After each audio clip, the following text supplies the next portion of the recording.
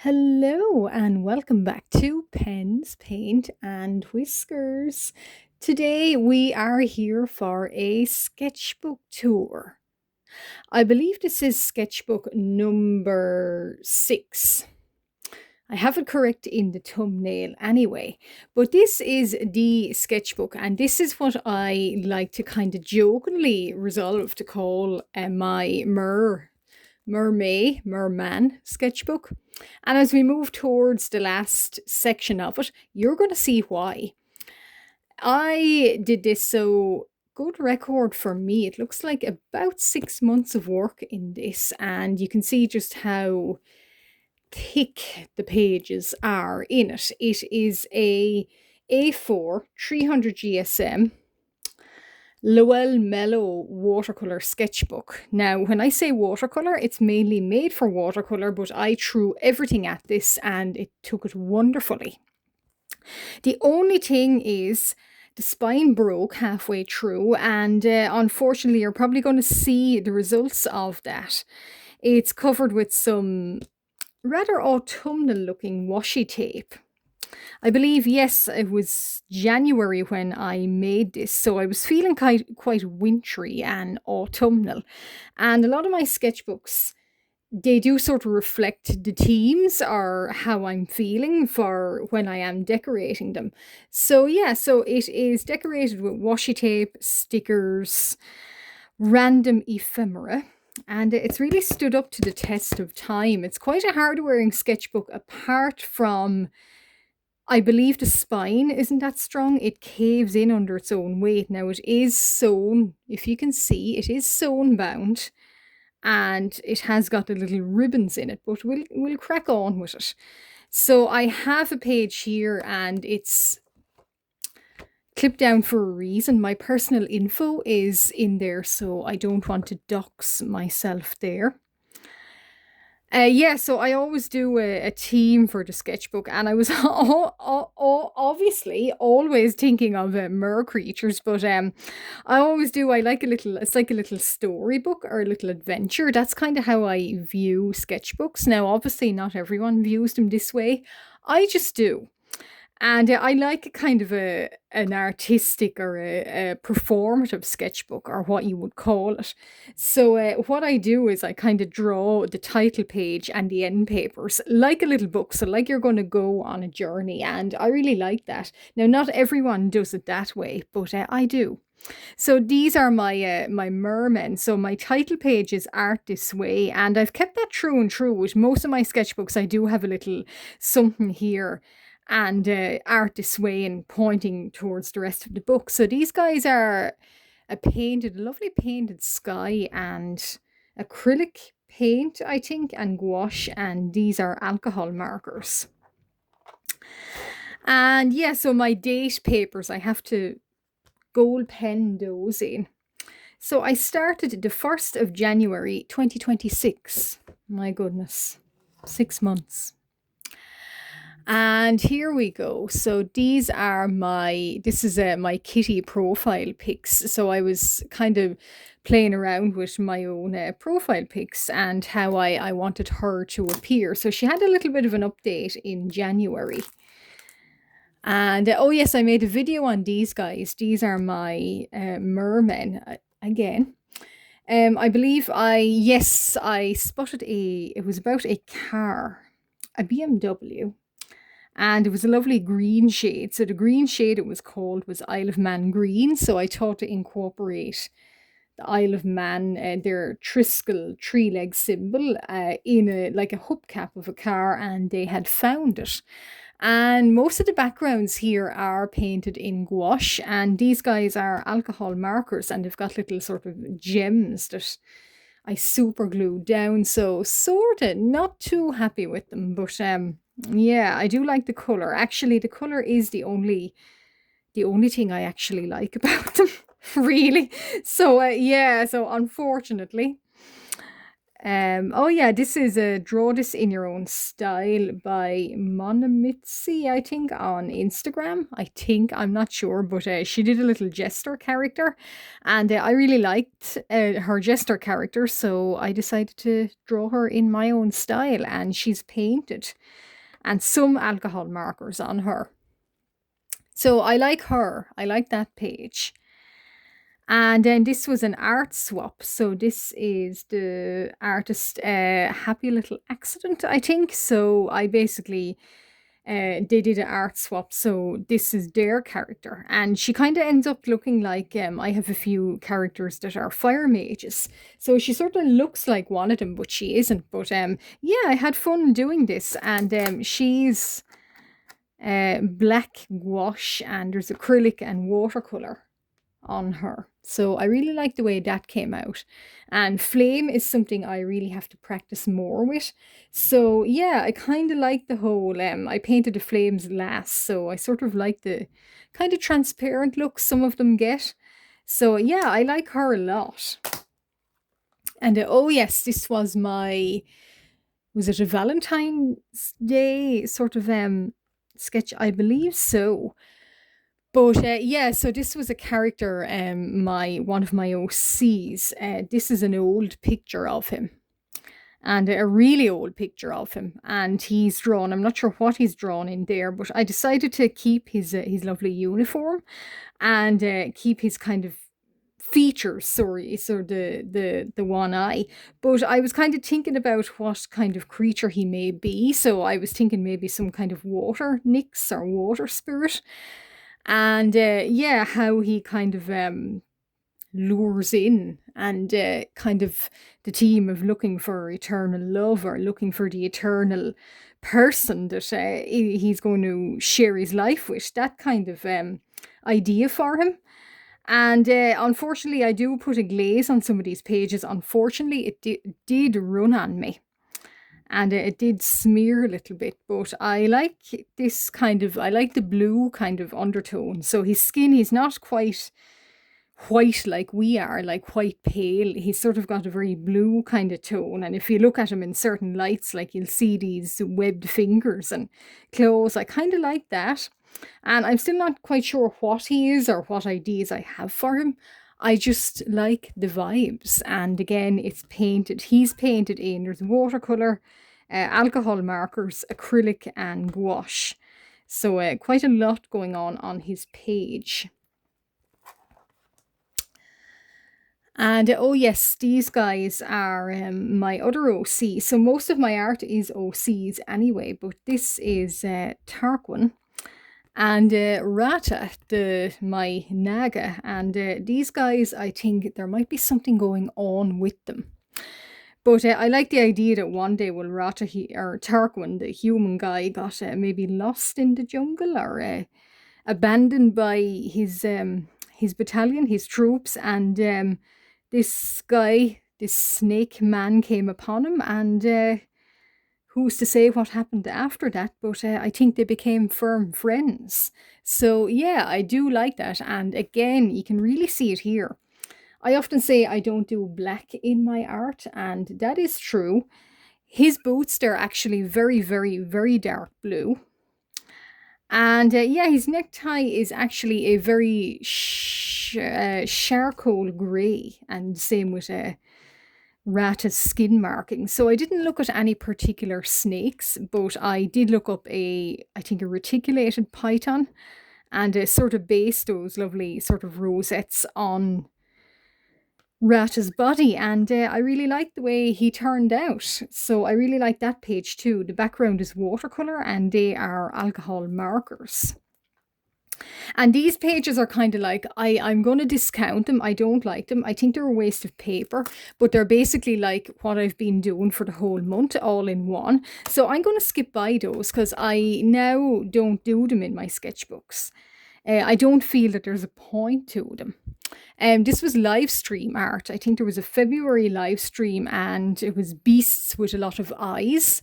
So yeah, so dinos, and again, mer creatures, and a sort of fey creature. Not that happy with it, but anyway. And yes, this is more of my fae creatures. So I do like these guys. So they're sort of like nearly like gargoyle creatures with a lot of eyes, and herself here being a personal favorite. So most of them are alcohol markers. I remember I was on holiday, I think, when I completed them. But I like the way this sort of ended up. And yeah, this was kind of around Valentine's Day. And I was on holiday or I was somewhere. And I remember doing it, and I painted the background in, I think it's gouache, and these are painted in acrylics and gouache. And I sort of went with the theme of, angel, devil, cupid. And yeah, it's simple, but I like the way it turned out. And oh yeah, this lady is, yeah, this same little character here. I really like her coloring, so I decided to stretch her out as like a character, a fae character. And again, she was done on holiday too. But she's like a, yeah, fae kind of jestery kind of character. And I like the painted. So this is again acrylic backgrounds, alcohol markers. And I really like her kind of teal blue hair and the beige sort of wings she has. Yeah, so she was fun to do. Um, oh yes. So this guy here is another pair of my OCs. So this is Ignitus. And he's a fire mage. So yeah, so there's a lot of flame going on with him. And this is Isolde. So she is a, typical princess. But I love this page, and I really love the way it ended up. And I love the colours, I love the composition, I love everything about it. And the sword in the middle and the background. So she's got a lovely kind of acrylic. So they're all actually painted in acrylic. And this here, the frame is watercolor. Or is it? No, it is alcohol markers. So I just love the way it turned out. I love everything about it, and I love Ignitus's colours. And yeah, so he's actually got blue flame. So I went with blue flame rather than the typical sort of yellow and orange flame. I just thought blue and green flame kind of really works well with his coloration. And I have him on another page here. And yeah, so there's watercolor and alcohol markers. And then you can see, so this again lifted a little bit. So he looks quite white speckled, but look, it works for him. And that is his big shovel of a claw. And then Isolde, she has to wear like a fireproof or like a falconry glove to kind of even hold hands with him. But she does, and I like to imagine that it was some kind of battle, or he was cast out, or something happened to him, and she comes upon him. And a story for the ages. So I do love this page too. I love the way it's framed. So she's really typically like soft and pink, and he's got a stone arch around him. And again, the size difference is quite something else. So he's rather large, and she's quite prim and dainty.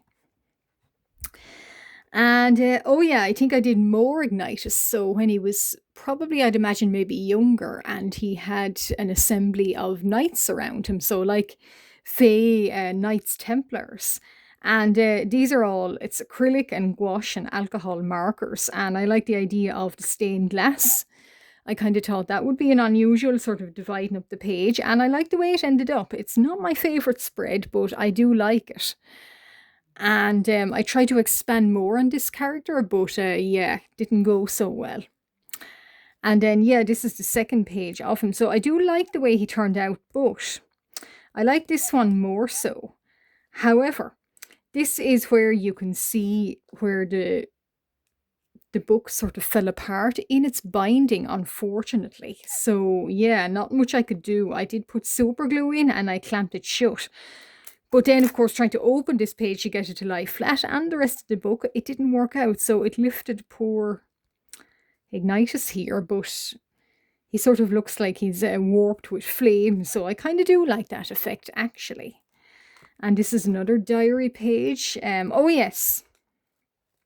These are drawn, I think it was Pebeo gouache I was testing. Yeah, these are painted in gouache. So this is My Little Pony. So I always go back to My Little Pony.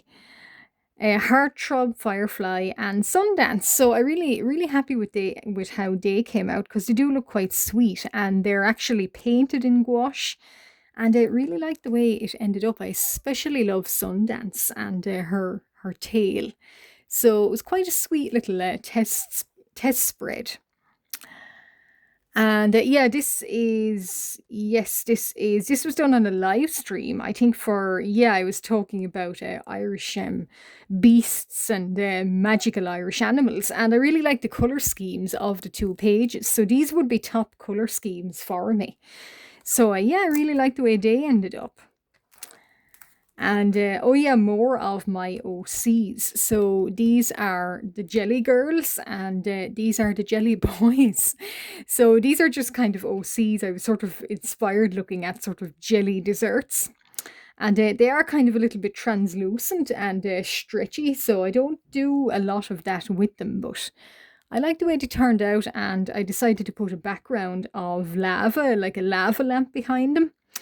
I think it's quite funky looking and it kind of does actually suit. Now, these ladies are in kind of Edwardian and late Victorian kind of costumes. And these boys here are sort of further back than that, but I like the idea that they're the ones that wear corsets. I think it's quite funny. And yeah, they're all painted and some acrylic marker, but mostly painted. And so this lady here is Jemima, and this guy here is Robert. And over the course of one evening, they sort of catch and hold their jelly eyes, and it's a love story for the ages again. So here's more of them. So yeah, so I did a little kind of funny scene in involving maybe glitter or something. And do they have this? Because whatever I like to think with their jelly, what they're made out of.